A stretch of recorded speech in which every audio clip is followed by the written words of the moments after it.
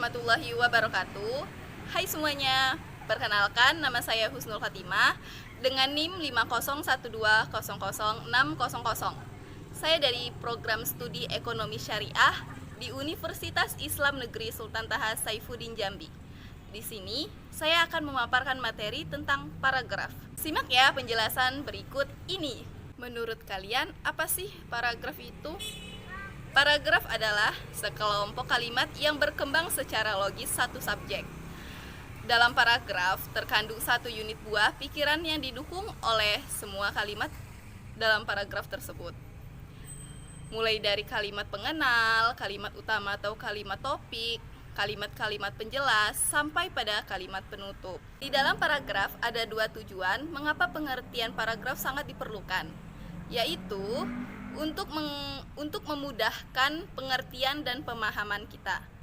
Oleh karena itu, dalam sebuah alinea hanya boleh ada satu tema. Bila ada dua tema, maka akan dipecah menjadi dua paragraf. Dengan demikian, kita memiliki kesempatan untuk berhenti lebih lama daripada perhentian pada akhir kalimat.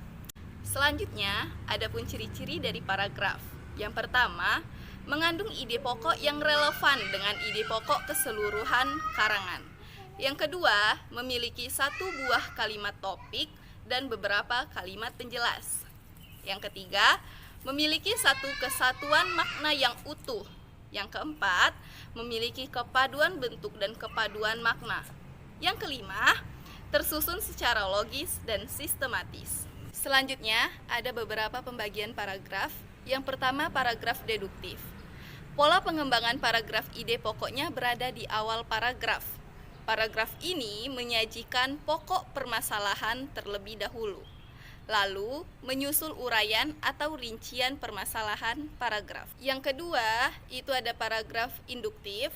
Pola pengembangan paragraf yang ide pokoknya berada di akhir paragraf.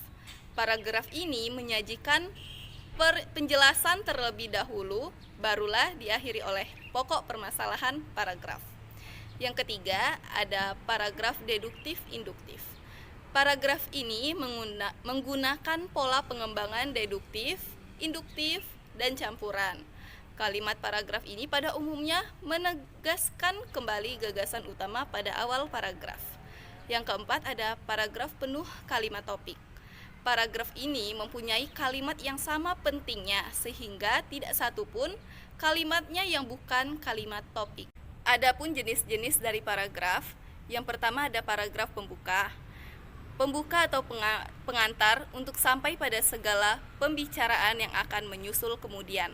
Yang kedua, ada paragraf pengembang.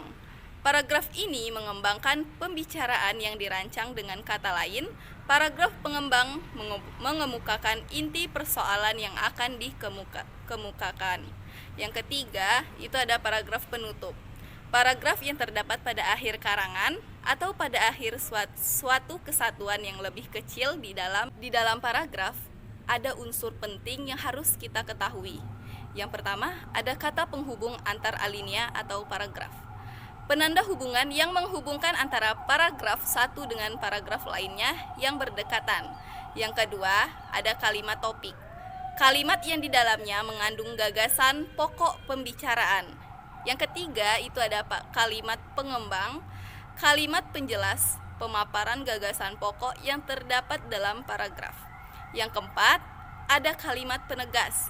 Kalimat ini dihadirkan apabila pengarang merasa perlu mempertegas gagasannya yang telah disampaikan terlebih dahulu. Baiklah, itulah sedikit pemaparan materi dari saya. Mohon maaf jika ada kesalahan dalam penulisan, perkataan, ataupun informasi yang saya paparkan. Sekian dari saya.